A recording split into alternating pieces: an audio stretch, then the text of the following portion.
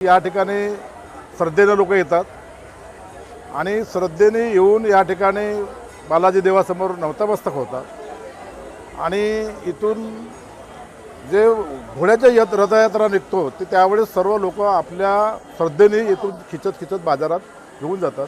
बाजारामध्ये 6 दिवस यात्रा भरतो आणि परत या ठिकाणी 7व्या दिवशी या ठिकाणी परत येतो।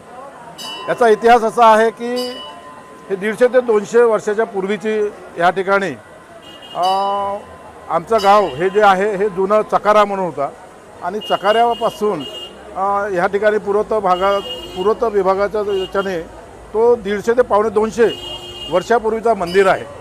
आणि अड्याळ हा नंतर म्हणजे काही त्यावेळेस प्लेग वगैरे अनेक बिमाऱ्या यायच्या, त्यावेळेस तो चकाऱ्यावरून अड्याळ इथे परत या ठिकाणी येऊन बसलेला आहे आणि भोसलेकालीन हा मंदिर झालेला आहे।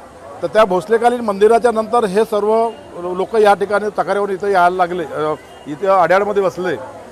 तर तो पूर्वीचा इतिहास मला तो चकारा हा अड्याळ होता, आता अड्याळ या ठिकाणी आहे आणि हा अड्याळ या ठिकाणी असताना आता या ठिकाणी घोडा यात्रा निघतो, बालाजी देव यात्रा निघतो। एबीपी माझा, उघडा डोळे बघा नीट।